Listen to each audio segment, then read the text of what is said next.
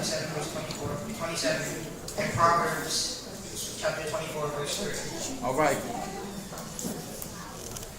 Matthew chapter 7 says, "Therefore, whoever hears these sayings of mine and does them, I will liken him to a wise man who built his house on the rock. And the rain descended, and the floods came, and the winds blew, and beat on that house, and it did not fall, for it was founded on the rock. But everyone who hears these sayings of mine and does not do them will be like the foolish man who built his house on the sand. And the rain descended, and the floods came, and the winds blew, and beat on that house, and it fell, and a great fall it was." Amen. Proverbs chapter 24, verse 3 says, "Through wisdom a house is built, and by understanding it is established." I want you to stop and think about the house that you live in. If I asked you to describe your house to me, you would probably tell me about the location, the color, the design, the square footage, the size of the lot, and the number of bedrooms. But you probably wouldn't tell me about the foundation. Yet it is the foundation of your house that makes all the difference. Proverbs 24, verse 3 states, "By wisdom a house is built, and by understanding it is established." This is true not only of your house, it is also true of your life. In Matthew chapter 7, verse 24 through 27, Jesus tells a parable that compares and contrasts two builders, one wise, one foolish. He emphasizes how critical it is to have a strong foundation.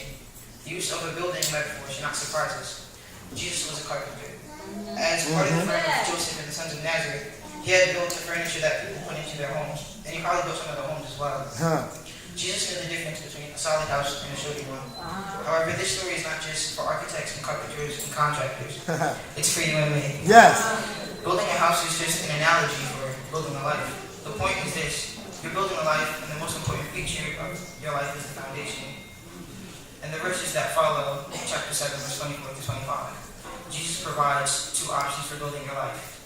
Jesus says the only way to build a strong foundation is to obey his words. He begins his parable in chapter 7, verse 24, with the word "therefore," which looks back on the entire sermon on the Mount.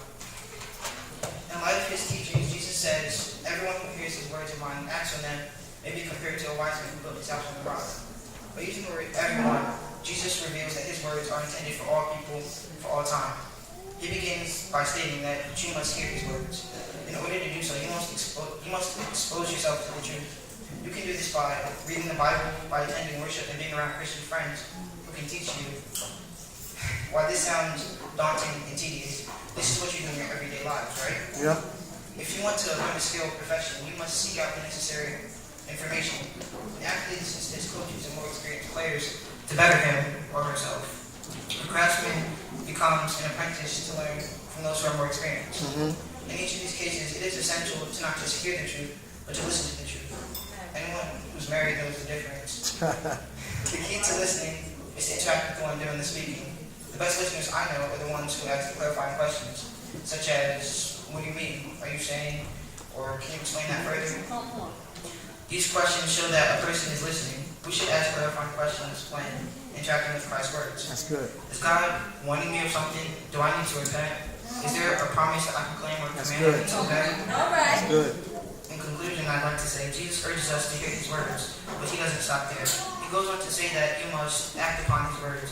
If you're going to build a solid foundation, you must actually do what Jesus wants you to do. Hearing his words is not enough.